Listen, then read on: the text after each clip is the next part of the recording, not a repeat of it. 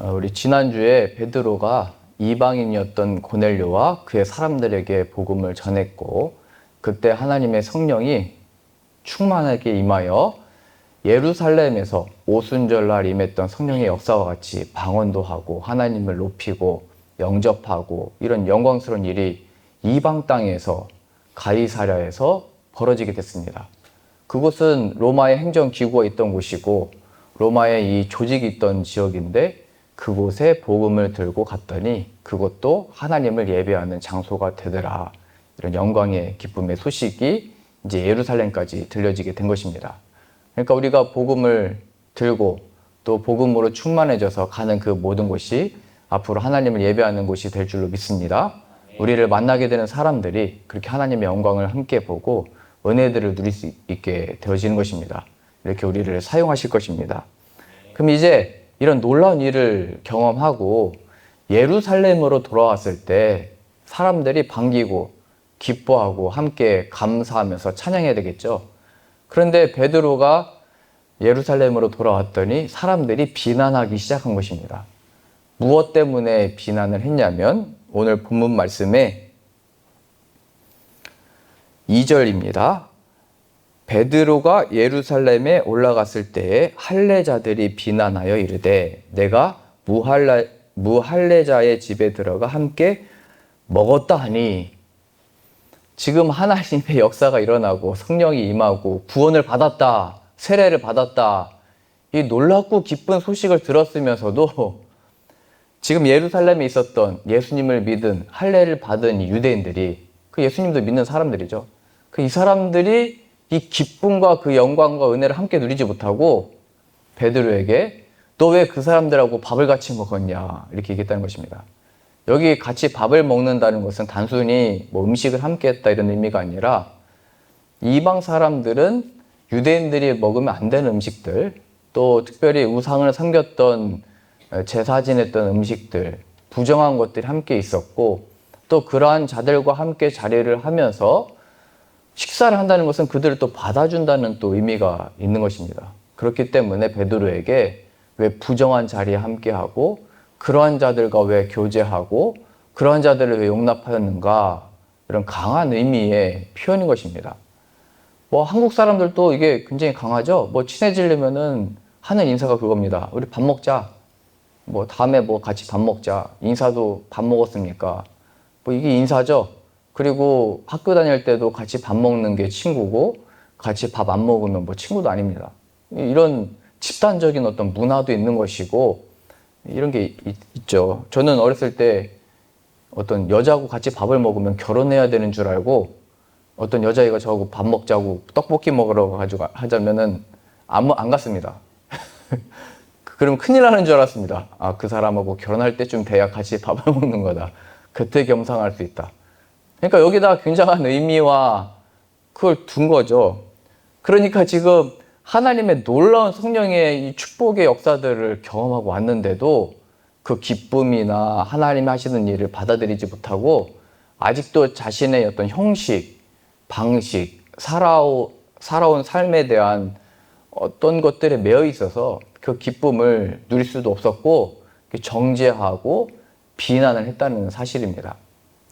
뭐 베드로조차도 여기 가야 되냐 말아야 되냐, 어떻게 이런 부정한 사람들을 만나고 그들이 하나님의 영광을 누릴 수 있을까, 이런 처지였지만 진짜로 하나님의 이루시는 역사를 눈으로 보니까 그도 이런 상황을 받아들일 수밖에 없었고, 근데 이 영광을 함께 보지 못했던 이 예루살렘에 있었던 예수님을 믿는 사람들은 비난을 계속했던 것입니다. 이런 의미에서 교회에서 어떤 사역이나 일들을 할 때 같이 참여해야 되고 같이 경험해야 되고 같이 봐야 됩니다. 아무리 누가 내가 힘들고 어렵지만 이 일 하면서 하나님의 사랑과 은혜를 더 발견하게 됐습니다. 이렇게 말로만 들을 때는 그래 뭐 애썼다, 힘썼다, 정신 승리다, 그래 뭐 그 하나님께 뭐 칭찬이 있어서 그렇게 했나 보다, 상이 있어서 했겠지, 그냥 이 정도죠. 그게 무엇인지를 알려면 직접 참여를 해야 되고 같이 나가봐야 되고 함께 예배 드리면서 은혜를 발견해야 됩니다. 이 예배 자리에 한번 나와보자 이렇게 아무리 얘기를 해도 나와보지 않으면 이 나온 기쁨이 뭔지, 여기서 받는 영광의 충만함이 뭔지를 알 수가 없습니다. 그래서 우리가 은혜 받고 집에 돌아갔을 때 기다리고 있는 것은 늘 비난받는 거죠.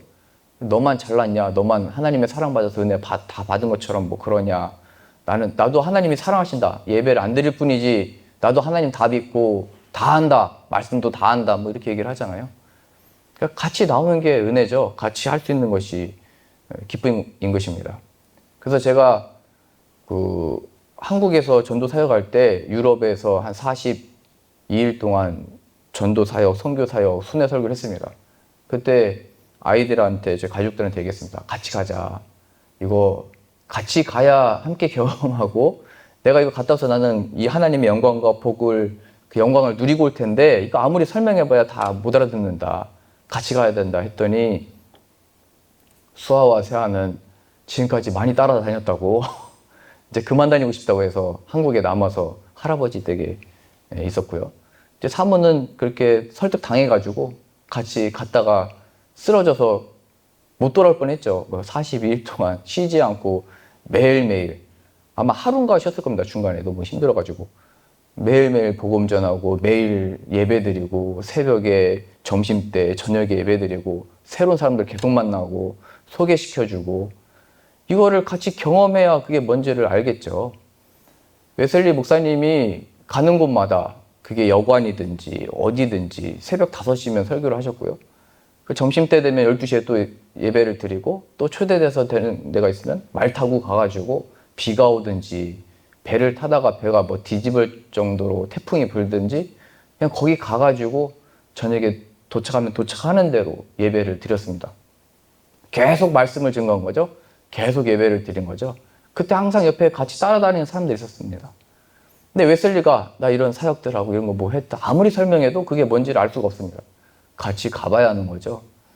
제가 그 독일에서도 우리가 이제 영국으로 선교 가자 그랬더니, 아니 독일도 여기 선교할 데가 많고 뭐 할 때 많은데 뭐 거기까지 가서 뭘 하냐 이렇게 말했던 분들이 같이 가서 경험을 하니까 왜 바울이 쉬지 않고 복음을 전하고 왜 그렇게 이런 힘듦과 매맞음과 살아의 위협이 있는데도 왜 이 길을 계속 걸을 수 있었는지 가서 은혜 받아보니까 알겠다고.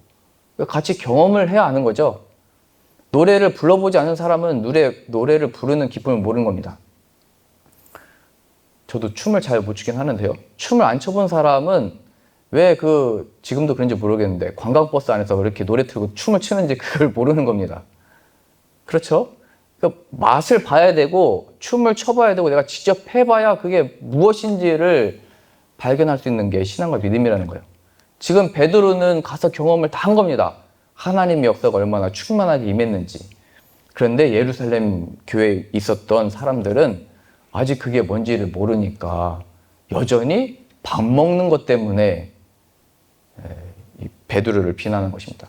하나님의 행하심과 역사하심을 어찌 보면 대적하여 반대하여 서 있는 것이죠. 그때 베드로가 이제 뭐 설명하는 것이죠. 하나님이 가라고 해서 또 하나님이 다 뜻하셔서 내가 가게 된 것이고 한 것이다. 뭐 이렇게 다 설명을 하게 된 것입니다. 예수님도 이 비난을 받았습니다. 왜 당신과 당신 제자들은 이 죄인들과 세리들과 함께 식사를 합니까? 왜 겸상을 합니까? 왜 이 죄인들과 함께 어울리는 겁니까? 그랬더니 예수님께서도 내가 이 땅에 온 이유는 건강한 자를 위해서 온 게 아니라 의사가 아픈 자에게 필요하지 않느냐. 이 죄인들을 위하여 내가 온 것이고 만나는 것이고 그들의 영혼을 살리기 위하여 내가 함께 식사도 하고 함께 한 것이다. 이런 의미에서 내가 예수님을 잘 안다. 예수님을 잘 나는 믿는다. 예수님이 없으면 안 됩니다. 내가 은혜 다 받았습니다 하는 사람들일수록 그 죄가 얼마나 더 컸는지, 내가 얼마나 이 죄의 고통에 있었는지, 그 죄가 크면 클수록 예수님을 더 사랑하게 되는 거거든요.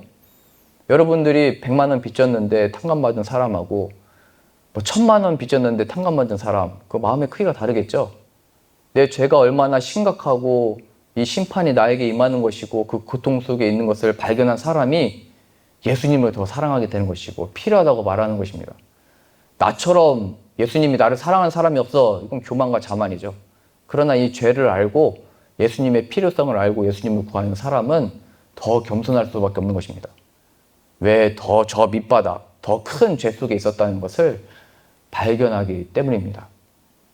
그런데 지금 이 예루살렘에 있었던 사람들은 자신들이 어떤 죄에서 구원을 받았는지도 다 까먹고 하나님의 놀라운 이 죄사함의 권세와 성령이 임하고 세례를 받는 역사가 일어났는데도 여전히 자신의 판단과 계획에 따라 살아온 인생에 따라서 비난하고 정죄를 했던 것들이죠. 6절 12절 말씀 같이 보겠습니다. 이에 베드로가 이렇게 얘기를 합니다. 성령이 내게 명하사 아무 의심 말고 함께 가라 하심에 이 6 형제도 나와 함께 가서 그 사람의 집에 들어간 것이다. 증인들이 딱 6명이 함께 가서 하나님의 놀라운 역사들을 함께 본 것이고 하나님께서 이루어낸 것이다.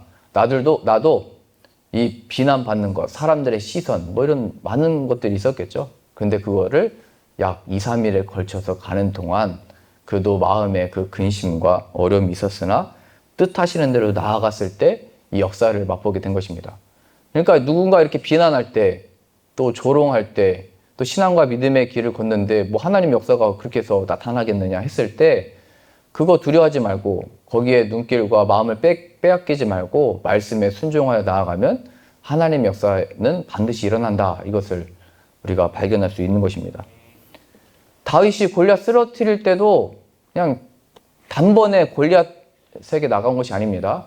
다윗이 골리앗 앞에 나가기 전에 그 형들에게 먼저 그 간식거리를 가져다 주려고 자신의 아버지의 심부름을 따라서 나왔던 것이죠. 그때 형들에게 음식 나눠주고 왜 이렇게 우리 백성들이 하나님의 군대가 저 골리앗 앞에 벌벌 떨고 있는 것이냐 이러고 돌아다니니까 그 형들이 얘기한 것입니다. 내가 지금 전쟁을 구경하러 왔느냐, 내 자만이 내 앞에 진짜 있다. 너 왜 이렇게 교만하냐? 네가 뭔데 지금 이 어린 아이가 여기서 이러고 다니냐? 너 놀러 나왔냐? 너 이거 지금 재미있냐? 뭐 이렇게 조롱했습니다. 사울도 그렇게 얘기했죠. 너는 아직 소년이다. 네가 무슨 저 사울 앞에 가서 뭐 어떻게 하겠다는 거냐? 골리앗에게 갔을 때도 그랬습니다. 골리앗도 내가 개를 잡으러 왔느냐? 짐승을 잡으려고 막대기를 들고 왔느냐? 뭐 이렇게 조롱을 했습니다. 그러니까 다윗이 골리앗 앞에서 그냥 뭐 아무 생각 없이 그냥 돌을 던진 게 아니고 그 원수 대적 앞에 서기까지가 많은 조롱과 이 비난과 뭐 정죄, 뭐 비아냥거림 이런 게 계속 있었다는 사실입니다. 그러니까 우리가 하나님의 역사가 이루어지기 직전까지도 이 비난과 조롱 이게 끊이지 않고 계속 있는 것이고 어찌 보면 그것이 환난이고 우리로 하여금 주님의 뜻이 이루어지도록 순종하는데 마귀의 역사처럼 들리는 것입니다. 그 말소리. 아담과 하와도 하나님의 말씀에 순종하여 먹지 않았으면 됐고 순종하여 살았으면 됐는데 뱀도 와서 속삭인 거잖아요. 말로 한 겁니다. 그에게 하나님이 어떤 분이신지 흔들어 놓았던 것이죠. 그러니까 우리도 하나님의 뜻이 이루어지는 데 있어서 이게 지금 하나님의 뜻이 잘 이루어지고 있는 거냐, 뭐가 되는 거냐, 안 되는 거냐, 여기에서 다른 사람들의 너무 그 많은 비난과 조롱과 말에 너무 왔다 갔다 좌우나 우르나 치우치지 말고 그거에 따라서 판단하지 말고 주님이 말씀하셨을 때 나아가라. 보통 하나님이 어떤 마음 주셨을 때요. 처음 그 마음 주셨을 때 순종하면 그 역사가 일어나고 나아갈 수 있는데 시간이 지나면 지날수록 내가 좀 잘못 생각했었나? 내가 좀 성급했었나? 점점 다른 생각이 들어오고 내가 처음 마음대로 안 하길 잘했다. 안 하길 잘한지는 모르겠는데 하나님의 역사는 맛볼 수 없는 것입니다. 다윗이 그런 마음이 들었을 때 형들에게도 얘기하고 사람들에게도 얘기하고 사울에게도 얘기했을 때 다들 안 된다고 못한다고 나가려면은 이 갑옷이나 좀 입고 나가라고 다 던져버리고 나가잖아요. 비난과 조롱을 다 던져버리고 골리앗 앞에서도 그 얘기 들었을 때 입 다물어라 하고 그냥 던져버린 것입니다. 하나님께 순종함으로 하나님을 바라봄으로 그 역사와 그 일들이 일어나게 된 것이죠. 그 아브라함으로 보자면 아브라함도 그 아들을 약속받았을 때 그 세상에 볼 때 이게 남자도 아닌 것입니다. 아이고 자식도 없고 아들도 없다. 그 시대 때는 그런 거거든요. 대를 이어서 아들이 있어야 되고 그 아들이 있어야 능력 있는 남자입니다. 아무리 돈이 많고 뭐 힘이 있어도 아브라함은 뭐 300명 정도의 종과 가족들이 있었기 때문에 부자고 그래도 능력이 있던 족장이었습니다. 그런데 아들이 없다. 그에 대는 끊기는 것이고 그냥 의미 없는 인생이다. 그랬던 시절입니다. 그러니까 얼마나 그 인생이 사람들 볼 때 주눅 들고, 뭐 우리도 그렇잖아요. 사람들 앞에 서려면 뭔가 잘 입어야 되고 좋은 차도 타야 되고 사람들 보기에 좀 요즘처럼 금값 오를 때 금 같은 것도 차고 있어야 되고 내가 이거 금 그때 사길 잘했다 이렇게 자랑도 해줘야 되고 뭔가 나를 설명할, 내가 뭔가 잘 살고 있다는 뭐 증거들 이렇게 보여줘야 될 거 아니에요? 근데 아브라함은 그걸 내세울 수가 없었던 겁니다. 아무리 뭐가 있어도 아들이 없으니까. 그런데 그를 통하여 뭐를 대조를 이루면서 역사를 이루시는 거냐면 바로 애굽의 그 법이 있고 군사가 있고 힘이 있는 자들 앞에 세우셔서 어찌 보면 이 세상적으로 아무것도 아닌 자를 세웠을 때 그는 힘도 없고 뭐도 없고 그러니까 막 다 뺏어가잖아요. 아내도 뺏어가고 그냥 아브람도 무서워가지고 말 못하잖아요. 내 아내라고. 내가 죽임을 당할까 봐. 그러니까 그 상황 속에서 하나님이 약한 자를 들어 쓰셔서 생명을 만드시고 그가 바로 복의 통로가 되고 애굽의 왕이 아니라 하나님의 택함을 받은 백성이 하나님의 복의 통로가 되더라. 그러니까 우리의 자격과 조건, 사람들이 나를 어떻게 볼지 그 시선 때문에 하나님의 이 말씀에 집중하는 것, 예수님을 따르는 것에 놓치지 않도록 우리가 주의해야 되고요.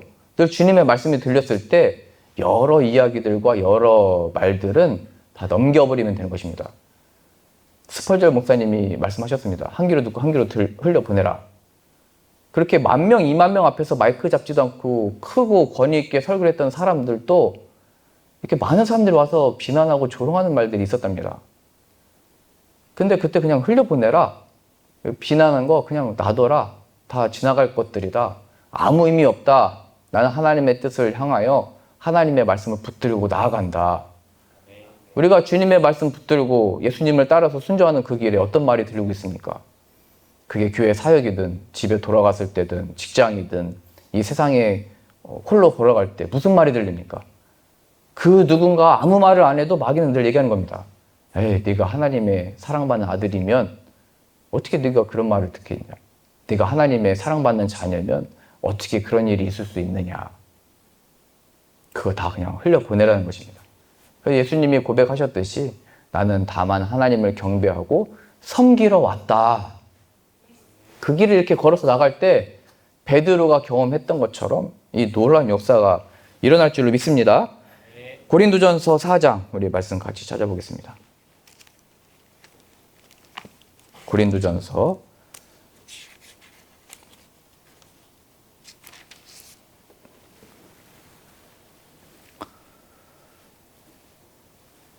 '사도 바울도 비난을 많이 받았습니다. 그는 예수님과 함께 있었던 제자도 아니었고 그리고 오히려 믿는 자들을 박해했던 자다 하면서 그의 사도의 권위에 대해서 비난하고 조롱한 사람들이 많았습니다.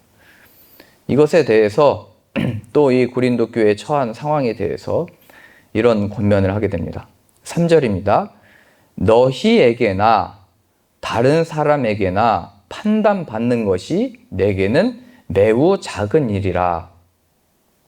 뭐 그래도 마음에 신경 쓰이는 거죠. 작은 일이라고 하는 거 보니까 마음이 뭐 좋지는 않겠죠. 비난 듣는 것을 누가 이렇게 뭐 그냥 쉽게 생각하겠습니까? 그것이 내 마음에 남아있다. 어찌 보면 좀 뒤끝이 있는지도 모르겠습니다. 작은 일이다. 여튼데 나에게 신경이 쓰인다. 그러나 나도 나를 판단하지 아니하노니 내가 자책할 아무것도 깨닫지 못하나 이로 말미암아 의롭다함을 얻지 못하노라. 나도 나를 판단하지 못하지만 그러나 이것으로는 나도 뭐 의롭다함을 받는 것은 아니다. 다만 나를 심판하실 이는 주님이시다. 주님이 옳다 여기고 의롭다 하시는 것이고 판단도 주님께 있는 것이다. 그러니 뭐가 옳다, 그르다, 틀리다 이렇게 된다 하지 말아라. 판단하지 말라. 그건 작은 일이다. 5절입니다. 그러므로 때가 이르기 전 곧 주께서 오시기까지 아무것도 판단하지 말라. 그가 어둠에 감추인 것들을 드러내고 마음의 뜻을 나타내시리니 그때 각 사람에게 하나님으로부터 칭찬이 있으리라. 형제들아, 내가 너희를 위하여 이 일에 나와 아볼로를 들어서 본을 보였으니 이는 너희로 하여금 기록된 말씀 밖으로 넘어가지 말라 한 것을 우리에게서 배워 서로 대적하여 교만한 마음을 가지지 말게 하려 함이라. 교만한 것이다 얘기하는 것이죠. 우리가 우리 자녀들을 바라볼 때 제일 가까이 있고 좀 편하게 생각하는 사람들에게 이 판단하는 말을 많이 하게 됩니다. 그 판단하는 말을 왜 하냐면 사실은 그 중심을 잘 보면 마음에 안 들어서도 있지만 말 잘 들어보면요, 너는 나처럼 돼야 된다 얘기하는 겁니다. 사실은 자기 자신도 그렇게 못 살아가면서 사람들을 정죄하고 판단하거든요. 유대인들과 바리새인들이 그랬던 것처럼 이렇게 된다 저렇게 된다. 그러니까 우리 자녀들을 바라볼 때도 계속 우리 아이들이 잔소리라고 하잖아요. 왜 그런 얘기를 계속 하냐면 내가 배워오고 내가 알아오고 나와 같은 사람이 돼야 된다고 하는, 우리도 뭐 본성적으로 그럽니다.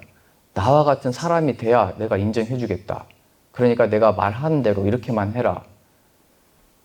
근데 사람이 성장한다는 것은 내 자녀가 나처럼 성장하는 것이 아니라, 똑같은 사람이 되는 것이 아니라 하나님을 향하여 나가도록, 하나님을 향하여 자라는 것이 성장하는 것입니다.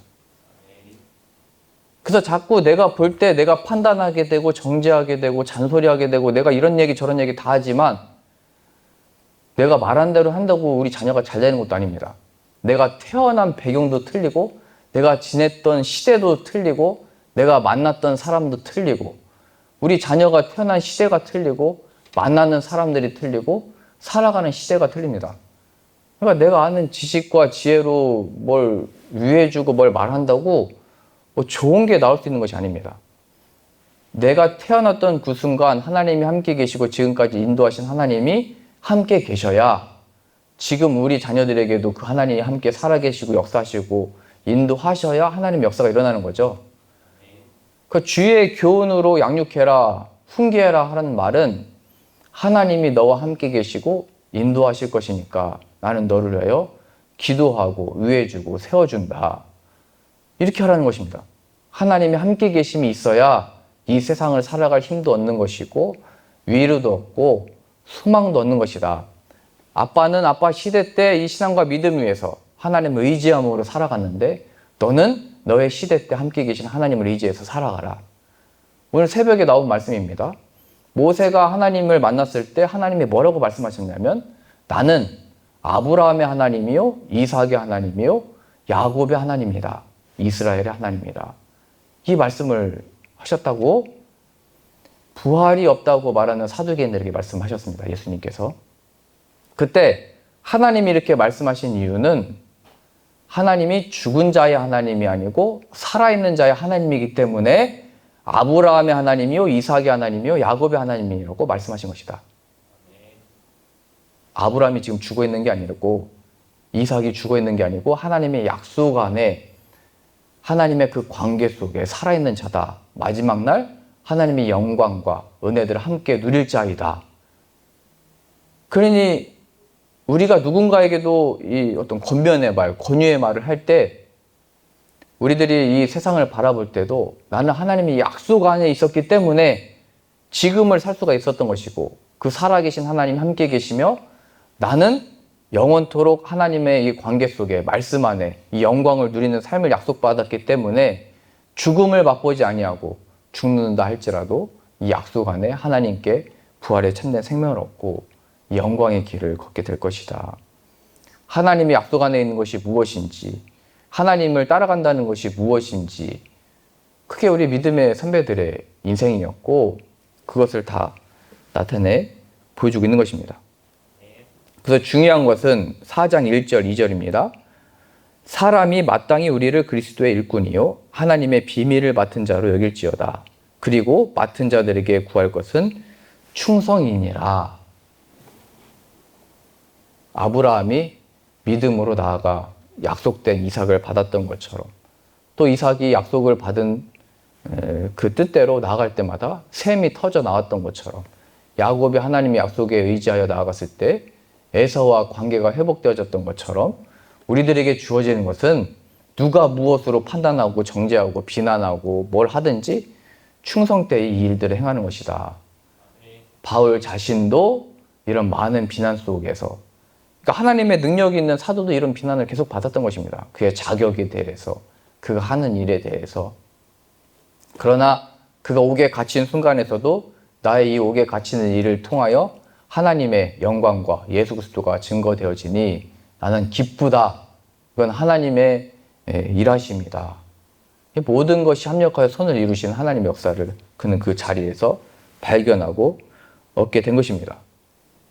그러니 우리들에게 지금 이 순간 위로받기 원하고 누군가가 나를 그냥 칭찬만 해줬으면 좋겠고 인정받고 싶은데 그렇게 안 되는 이 순간, 내가 그렇게 오랫동안 열심히 섬기고 기도하고 하나님을 예배했는데 왜 이런 소리만 들리는 겁니까?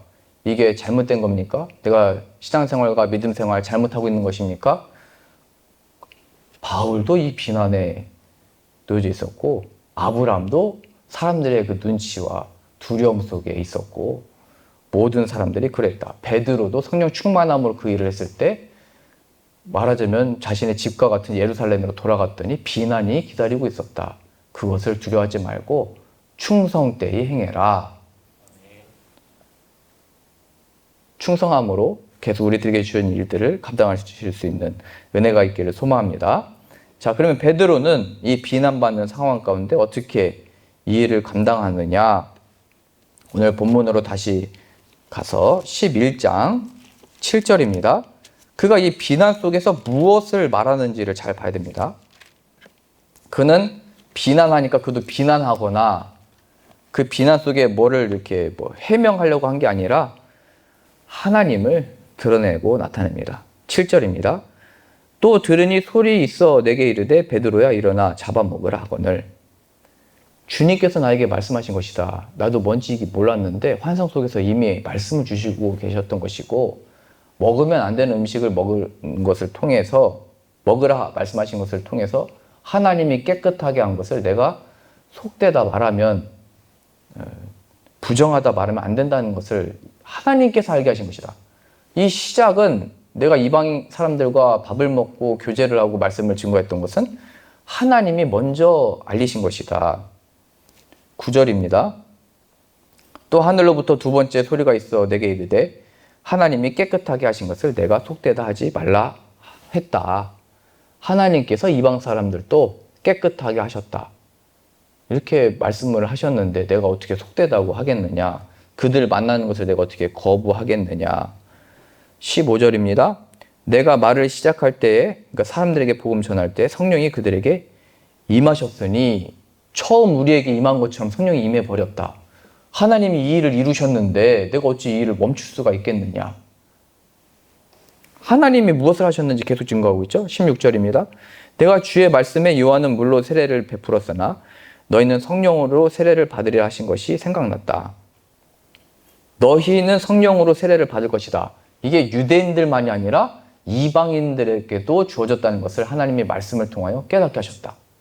우리가 아는 생각과 판단 속에서는 우리들만이었는데 그게 아니라 너희는 성령으로 세례를 받으리라에 너희의 이방인들도 포함되어 있다는 것을 말씀을 통하여 나를 깨우치셨다.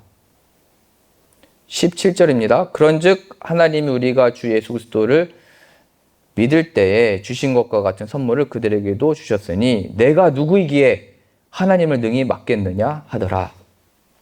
하나님이 다 하신 것이고 나는 그냥 그 말씀에 순종해서 나가서 순종했을 뿐이다. 이건 하나님이 하신 것이다. 너희들이 하는 그 비난과 조롱이 누구를 향한 것이냐? 다 잠잠게 된 것이죠. 자, 이제 우리에게 적용을 해보겠습니다.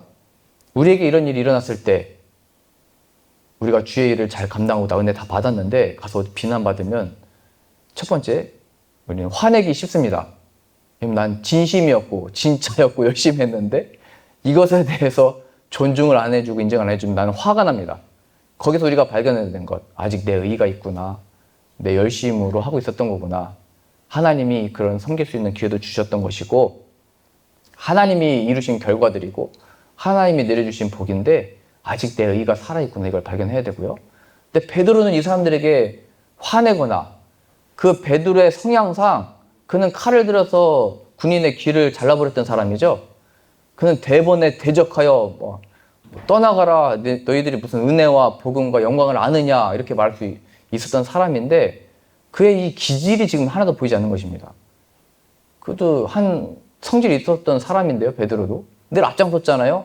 어디든지 따라가겠다고 강하게 했던 사람인데 이 비난 앞에서 하나님을 나타내고 있죠. 이 놀라운 변화를 지금 베드로도 겪고 있는 것입니다.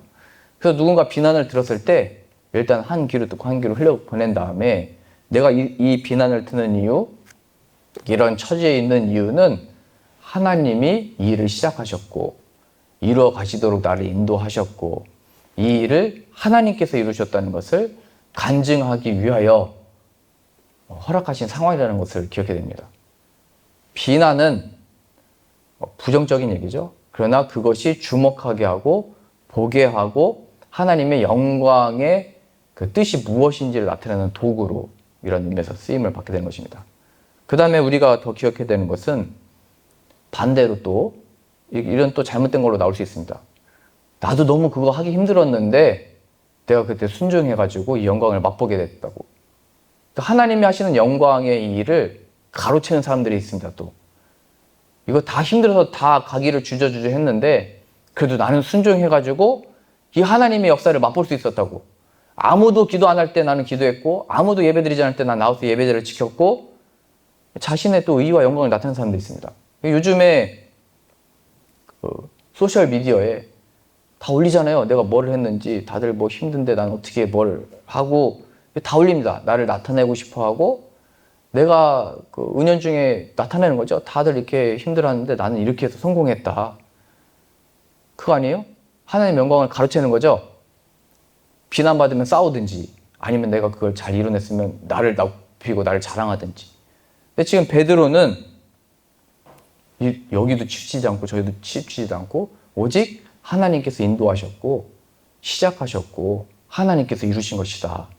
다 하나님께 영광을 올려드려 마땅한 것이다. 나도 제한된 시각과 판단과 일들 속에 하나님의 하시는 일을 다 이해할 수 없었으나 순종함으로 나아갈 수 있었고 그 자리에서 하나님의 영광을 맛보게 되었다. 결론입니다. 18절. 그들이 이 말을 듣고 잠잠하여 하나님께 영광을 돌려 이르되 그러면 하나님께서 이방인에게도 생명 얻는 회개를 주셨도다 하니라. 다 잠잠하여지고 하나님께 영광을 올려드렸다. 그러니까 하나님만을 나타내고 예수 그리스도께서 역사하신 그 일만을 나타내기 위하여 우리가 존재하는 것 기억하셔서 사람들은 뭐 우리를 주목하겠죠. 지금 베드로가 주목을 많이 받았겠죠.